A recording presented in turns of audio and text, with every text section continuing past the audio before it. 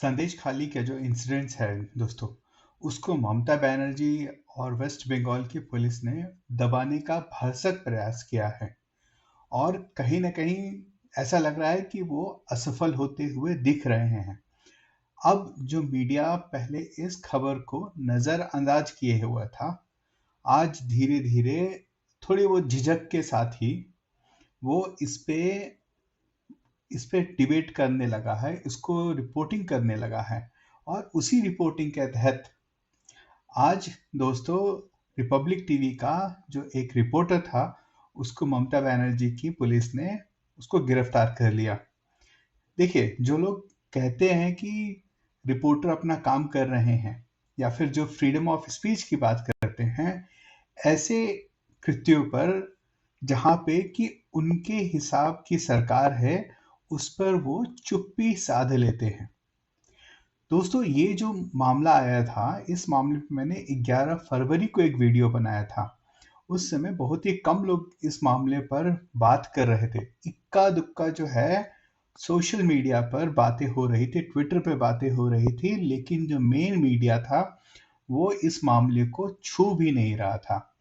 जैसे-जैसे समय बीतता गया, ये जो संदेश खाली का जो हॉरर स्टोरीज जो हैं, धीरे-धीरे निकल कर लोगों के सामने आने लगी और जैसे-जैसे लोगों के सामने आने लगी, जो मेन मीडिया जो इस मामले को दबा के रखना चाहता था, वो भी कहीं न कहीं मजबूर हो गया।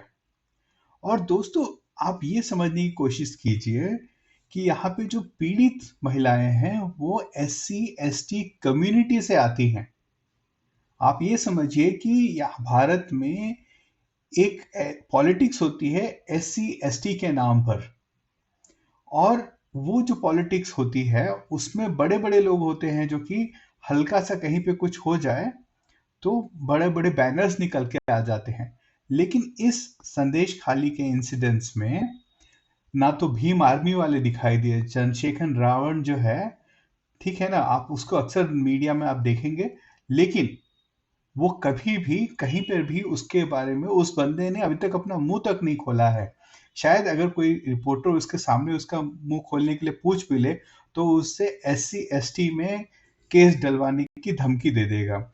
उसके बाद जो भारत में एक फेमिनिस्ट गैंग है, वो फेमिनिस्ट गैंग भी कहीं नहीं दिख रही है। नो बॉलीवुड वाला जो बॉलीवुड गैंग है, वो बॉलीवुड गैंग भी एकदम कंप्लीटली नदारद है। इंटरनेशनल मीडिया जब ऐसे एससी-एसटी वाले जो मामले होते हैं दोस्तों या फिर महिलाओं से जुड़े मामले होते हैं, उसमें बड़े-बड़े पोस्ट लिखे जाते हैं, ठीक है? और वो पोस्ट छपते हैं वॉशिंगटन पोस्ट में, बीबीसी वाले उसको बड़े धड़ल्ले से कवर करते हैं। इस बार वो कहीं पर भी कुछ भी नहीं हुआ। राजदीप जो है, जो गला फाड़-फाड़ कर एससी-एसटी के मामलों को उठाता है, इस बार इस मामले में एकदम शांत है, हल्की सी भी बात नहीं करता है, ठीक है? और बात करेगा भी कैसे? उसको तो अच्छे से रसगुल्ला खिला दिया गया है। उसकी बीवी जो है सागरिका घोष जो है, अब तो राज्यसभा में एमपी भी बन गई है, तो कैसे उठाएंगे दोस्तों? और दोस्तों इसके पीछे एक कारण है दोस्तों। यहाँ पे किसी जो एससी एसटी का जो उत्पीड़न उत्पीड़न हुआ है, सेक्सुअल हैरेसमेंट हुआ है महिलाओं का, उसको करने वाले जो हैं ममता बनर्जी के पार्टी के टीएमसी पार्टी के विधायक जो शेख शाहजहां जो है और उनके जो गुंडे हैं, उनका नाम आ रहा है। ममता बनर्जी जो फेमिनिस्ट है, बॉलीवुड है, इंटरनेशनल मीडिया है, ठीक है, इन सब की फेवरेट हैं। तो अब इनसे सवाल कौन पूछेगा, कैसे पूछेगा, ये बड़ी सवाल है। और इसीलिए जो मामला पिछले 20-25 दिनों से चल रहा था, उस मामले को अभी पिछले 2 या 3 दिनों से मेन मीडिया उठा रहा है और वो भी अभी भी पूरे ढंग से नहीं उठा रहा है।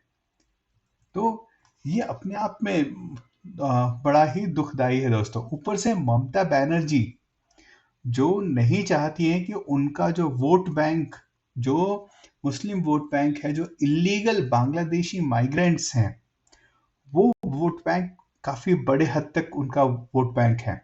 वो नहीं चाहते कि उन पे कोई उन लोगों पे शेख शाहजहां पे कोई केस हो, कोई नेगेटिव व्यू बने उनके बारे में, उनकी सत्ता के बारे में।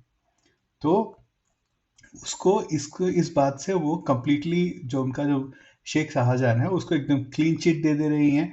इनफैक्ट आप ये अगर ये बात सुनेंगे कि उनकी एक जो प्रवक्ता टीएमसी की प्रवक्ता एक टेलीविजन डिबेट में थी, और उस टेलीविजन डिबेट में वो कहती है कि भाई इसका प्रूफ कहाँ है, कोई वीडियो एविडेंस है क्या। वो मैडम मांग रही हैं कि कोई रेप होते हुए उसका कोई वीडियो बनाया तो वो दिखाए हमको, और तभी वो उस पर भरोसा करेंगी। आप सोच सकते हैं किस किस स्तर की पॉलिटिक्स वेस्ट बंगाल में चल रही है वोटों के लिए। और ये जो महिलाएं हैं एससी एसटी कम्युनिटी से आती हैं। देखिए बड़ी मुश्किल से कल एक बयान आया था मायावती का, ठीक है, वो भी उनकी वो तो पूरी की पूरी उनकी पॉलिटिक्स ही चलती है एससी एसटी समुदाय को लेकर, लेकिन वो भी इतने लंबे समय तक चुप रही।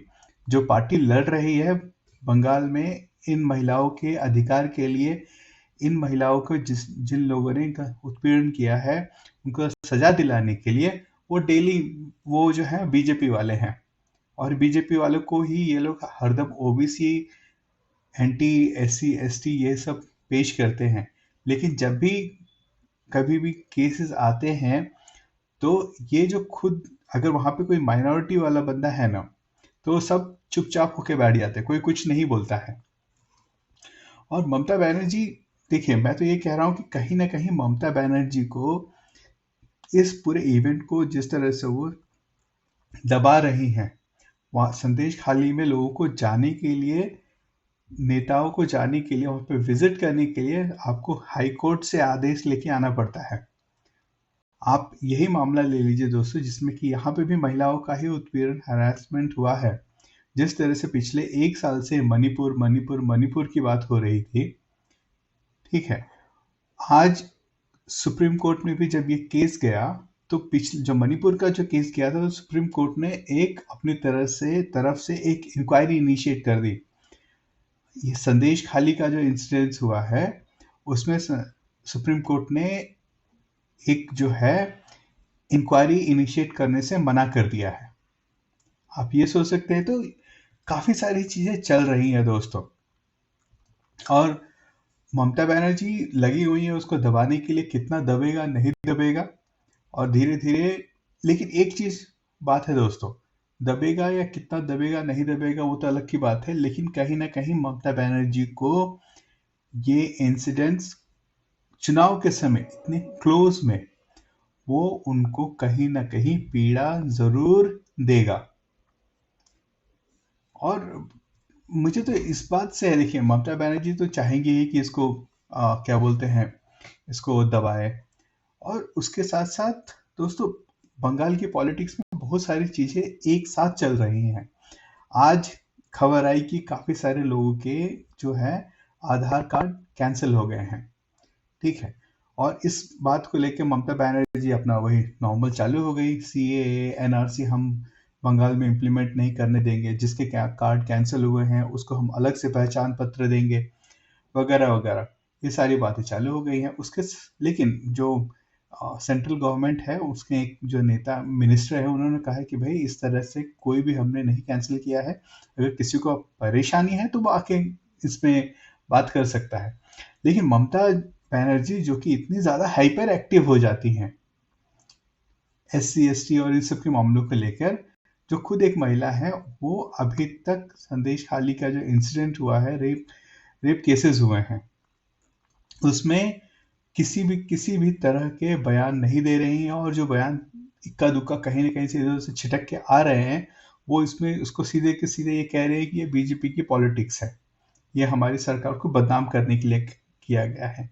लेकिन दोस्तों इतने सारी महिलाएं जो हैं इस बात को उठा रही हैं, तो क्या एक प्रॉपर इन्वेस्टिगेशन नहीं होना चाहिए? और क्या बंगाल में proper investigation West Bengal police कर सकती है? ये बहुत बड़ी बात है। और जिस तरह से वेस्ट बंगाल पुलिस पिछले 10 12 15 दिन से काम कर रही है, इस पूरे मुद्दे को दबाने में लगी हुई है, ऐसा तो नहीं लगता कि किसी भी तरह का निष्पक्ष इन्वेस्टिगेशन हो सकता है। दोस्तों देखते हैं अभी आगे आगे क्या होता है। अभी के लिए बस इतना ही। फिर मिलते हैं किसी नए वीडियो के साथ, किसी नए टॉपिक के साथ। अगर वीडियो अच्छी लगे तो लाइक शेयर एंड सब्सक्राइब अवश्य करें। बहुत बहुत धन्यवाद दोस्तों।